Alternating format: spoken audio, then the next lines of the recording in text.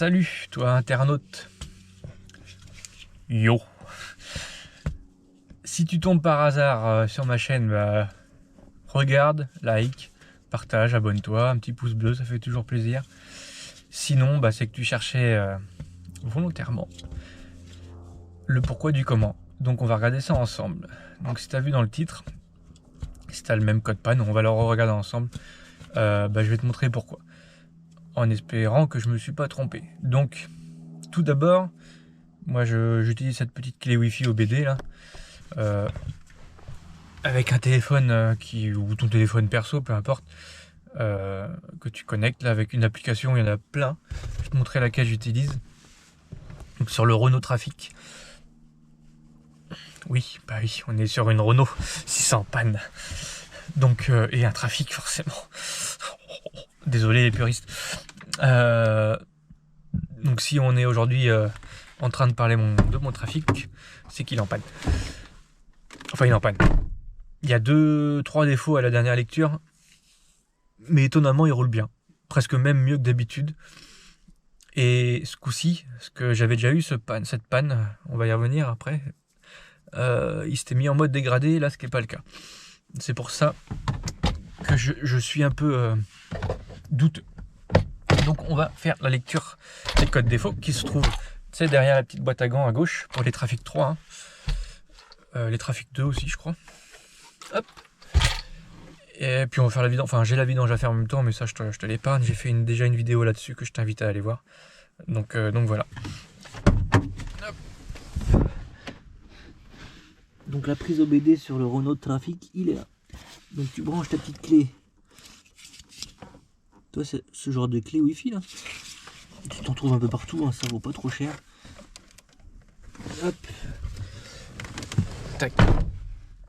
Et une fois que tu l'as branché, on va faire la lecture de défaut. Donc voilà, une fois que tu as connecté ton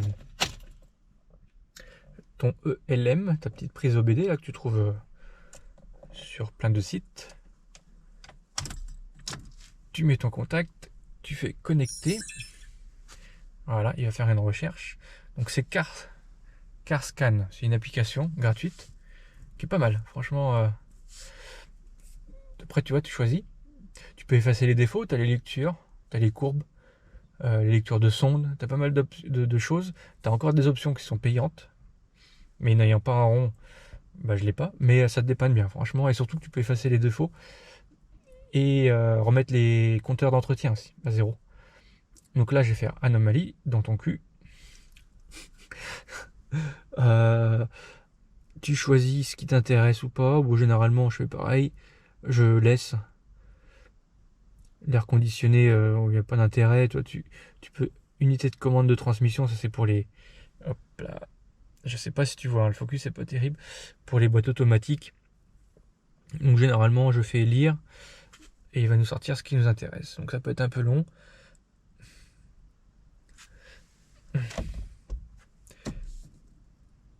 Voilà. Donc ce qui nous intéresse aujourd'hui, je pense, c'est le P, comme je te disais en description, le P096. Intake Air Temperature. Ça c'est en 60 000 km, c'est la deuxième fois que ça me le fait. Alors soit c'est des capteurs vraiment merdiques, soit il y a un autre défaut, alors c'est bizarre. J'imagine que le air bypass, donc ça c'est le GR, ça résulte de cette sonde qui marche pas correctement. Hop. Parce que tu vois, Intake Sensor 2, c'est le capteur. P095, c'est la même chose en gros que le P096. Et tu vois, il me refait des... Tu vois, il me refait des air bypass, EGR, tout ça c'est EGR. Donc on va tout effacer. Et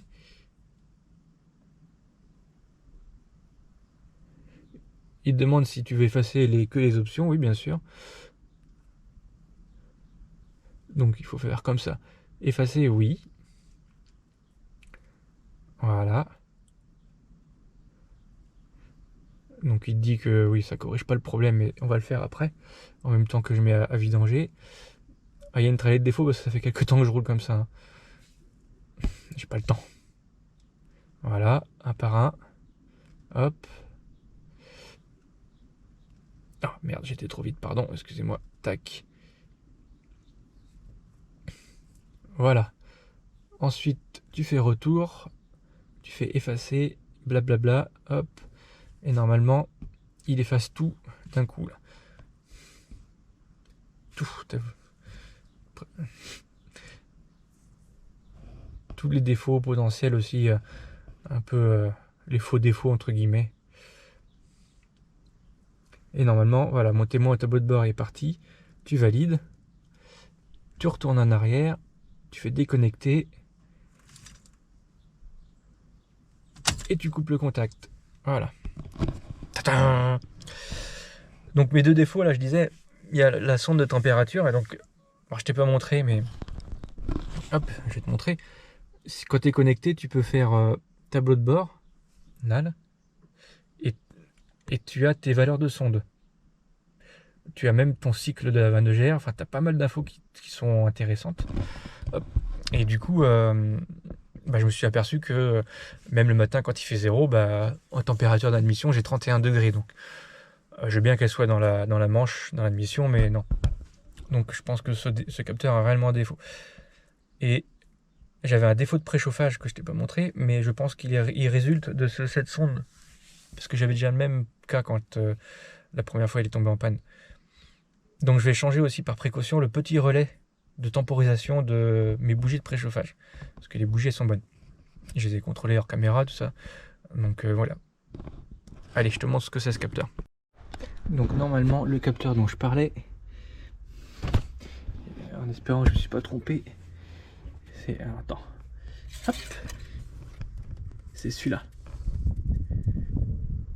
Juste à côté de l'EGR. Enfin, un capteur Intech. Voilà, je l'ai enlevé. Voilà à quoi ça ressemble. Hop. Donc ça c'est le vieux capteur. Ah merde, excuse-moi. Donc ça c'est le vieux capteur. Qui est gras. Est-ce que c'est ça qui est détruit? Bonne question. Ce qui fait capteur, température et suralimentation. Il fait les deux ce capteur. Donc je me dis que ça se trouve la dernière fois c'était le côté sural. C'est pour ça que j'étais en mode dégradé. Que là c'est peut-être bien la petite sonde qu'on aperçoit là. Qui est pas bonne. Et ça le perturbe moins. Et je vais démonter l'autre quand même par curiosité pour te montrer. Et le neuf il est là.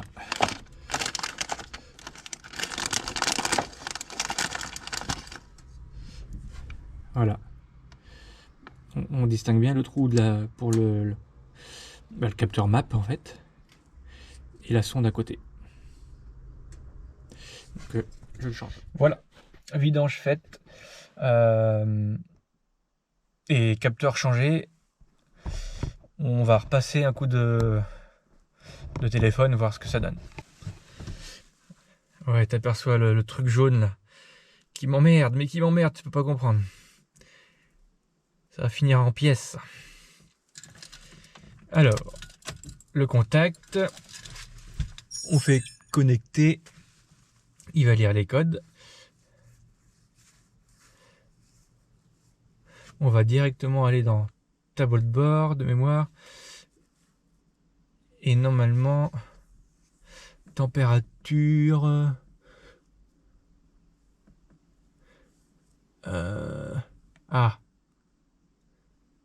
13. J'avais toujours 31. Donc déjà, ça me rassure un peu sur mon diagnostic. Hop.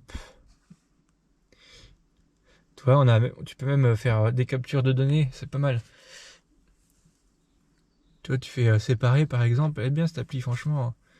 Puis quand tu roules, tu peux mettre ce que tu veux. Ta température d'air, ouais. Ta sural.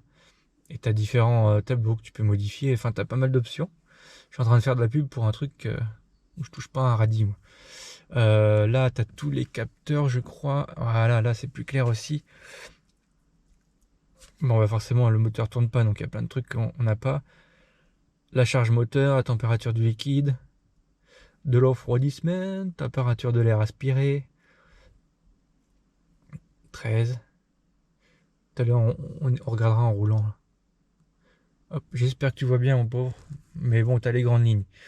On va refaire un check anomalie.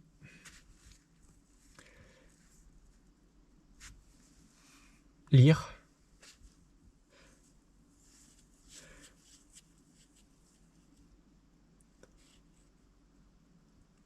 Je suis dégoûté là, la ZR, là, il y a un truc. Je reviendrai dessus là, si tu veux voir ce qui se passe. Bah abonne-toi, va voir mes anciennes vidéos si tu découvres ce que j'ai fait sur cette voiture. Elle tournait bien, j'ai changé une pièce et c'est une catastrophe. Enfin, c'est une catastrophe, oui. J'expliquerai ça sûrement dans des futures vidéos. Mais là, je suis dégoûté. Donc je t'invite à surveiller ma page, à t'abonner, à faire des petits pouces, des likes. Alors, archives. Ah oui, non effacé. Ça, il n'a pas dû réussir à l'effacer tout à l'heure. Hop. Voilà. Libération, ouais. Voilà. On fait retour. Et si je fais effacer partout, là, blablabla, oui. Je fais toujours les deux, moi. Après, bon, ça ne sert à rien. Puis je vais aller rouler avec. J'ai une course à faire, donc ça tombe bien. Et je vois que je suis déjà un peu en retard.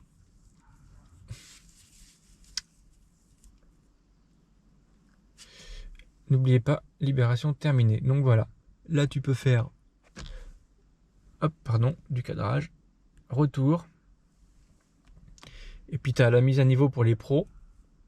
Alors comme je sais plus ce que j'ai dit au début de l'après-midi, parce que j'ai fait ça sur différentes étapes dans la journée. Ça remplace pas une vraie valise, hein. Notamment chez Renault, tu trouves des valises pour 200 balles, où tu as beaucoup plus accès, notamment pour les breaks, là, comme le mien, pour réinitialiser les calculateurs de boîte auto. Ce que tu peux pas du tout faire avec ça, mais ça dépanne bien, ça me dépanne franchement bien ces petits logiciels. Tu as juste à acheter à 10 € livré la petite clé OBD que je t'ai montré tout à l'heure. Tu peux aussi enregistrer quand tu roules, ce qui permet de... Tu vois, j'avais déjà fait des essais d'ailleurs. Ouais, je regarde. Et d'ailleurs, je vais supprimer.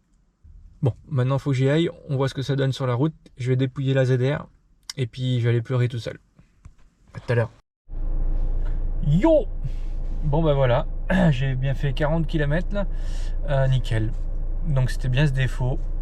Le P096, donc le capteur température et de suralimentation de l'entrée d'admission, là juste avant le volet de la manageur. Et puis franchement, on retrouve le comportement agréable du trafic, hein, au final. Et je pense qu'il serait pas mauvais, tu vois, de temps en temps, genre à l'entretien, à chaque vidange, je le démontais, le dégraisser ce capteur, parce qu'il était quand même pas mal gras. Donc voilà. Je re-aime Renault. Bon, il est tard. Que dire de plus? Bah rien, bah abonne-toi et partage, un petit pouce bleu.